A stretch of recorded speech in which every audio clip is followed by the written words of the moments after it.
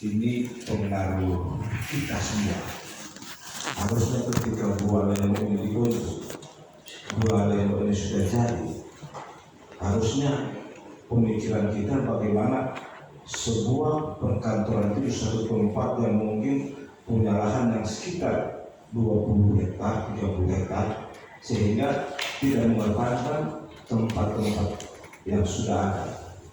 Dan ini terbukti hari ini karena ego kita bahwa ibu kota harus di kilometer 0, sehingga kantor bupatinya di kilometer 0, kantor-kantor lain ini pelajaran untuk kita semua. Dan ke depan kita harus berpikir jangka panjang. Kita harus cari tempat kira-kira di mana tempat yang harus baik untuk kita lakukan itu. Tapi ini jangka panjang, seperti bagaimana Soekarno berpikir bahwa ibu kota itu di Kalimantan, pertengahannya di Kalimantan, dan itu butuh proses dan tidak menutup kemungkinan boleh juga seperti itu. Coba bayangkan bagaimana desa Lembato perkantorannya, bagaimana rumah-rumah yang ada di sekitar situ. Dulu masih murah lahan, sekarang lahannya sudah mahal. Kalau dulu rakyat Bualemo dibukakan tanah untuk ibu kota, tapi sekarang berubah. Wani Piro berapa dulu? Ini jadi pemikiran kita bersama. Kami di DPRD mensupport semua, dan saya terus terang paling tahu dengan adat. Saya waktu itu datang sama Panijam, bagaimana saya ikut ke DPRD? Boleh waktu itu untuk bertanya ya. Saya diskusi dengan beliau dan mendapat perjalanan dari beliau, apa istilahnya itu, jatuh beliau karena beliau bawa bupati. Saya agak karena saya tidak mau mencelakai diri sendiri.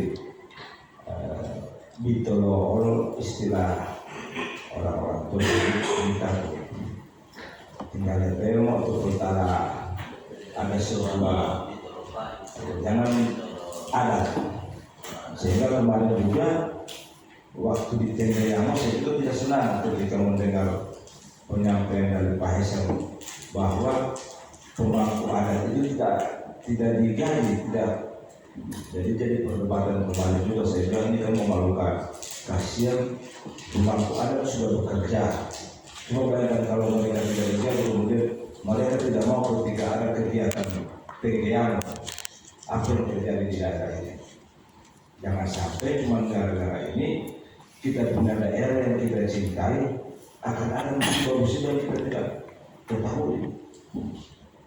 Dan kita terus terang gotong royong ini harus dipertahankan bersama, bahu membahu, tidak mengenal kita dari suku apa, tidak mengenal kita dari warna apa, dari strata apa, tetapi bagaimana kita, karena gotong royong juga ini, kalau bahasa Gorontalo mau juga di daerah Jawa juga ada bahasa daerah yang artinya gotong royong, banting tulang bersama-sama untuk membangun.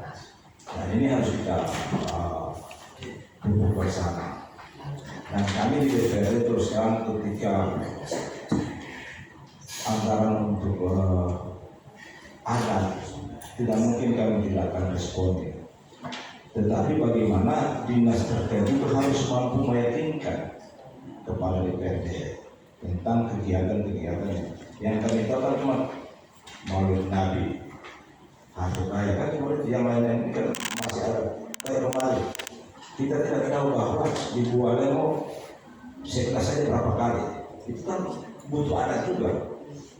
Kita ada cuma satu kali, ternyata berapa kali. Pak Bupati juga begitu, menjadi pejabat, jadi bupati, ini lagi penjabat bupati. Dan ini butuh anggaran.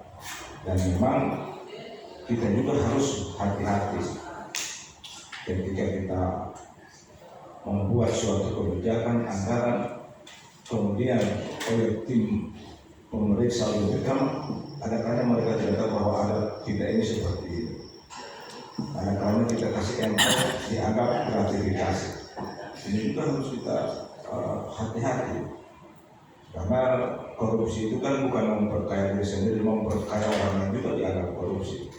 Dan kami apa disampaikan oleh kami, kepala desa juga ini kan kasihan juga apa yang mereka lakukan. Kami juga berusaha, jangankan satu orang pun kepala desa, kalau bisa jangan sampai ada yang tertangkap. Tetapi ketika itu terjadi, itu dibuat juga kami ya, karena mungkin takdirnya dibawa ke situ. Tetapi hari ini kami bersyukur bahwa teman-teman Komisi 2, Dinas para wisata hadir, para pemangku kepentingan juga hadir, dan kita sepakati bahwa ini akan menjadi sebuah perda. Dalam perdanya nanti kita menjadi hasil bisa kita dan kita juga ada beberapa perda yang tahun kemarin yang harus selesai dan juga jadi hutang kita di DPRD. Nanti kita akan sama-sama mungkin dalam perubahan anggarannya Pak Seto nanti diingatkan ke kami, ini harus ada karena anak-anak juga tidak bisa juga, anak-anak juga harus kita anggarkan supaya kalau sudah ada perda ini sudah baik siapapun pemerintahnya bergantian, dia tetap harus taat terhadap perda adat yang sudah ditetapkan oleh DPRD. Dan kita dalam periode ini kita harus menghasilkan ini, sehingga sampai kapanpun orang akan mengingat perda adat itu di periode 2019-2024. Saya kira ini yang harus saya sampaikan. Terima kasih untuk kita semua. Dengan seizin teman-teman, saya akhiri rapat RTP pada siang hari. Terima kasih. Assalamualaikum warahmatullahi wabarakatuh.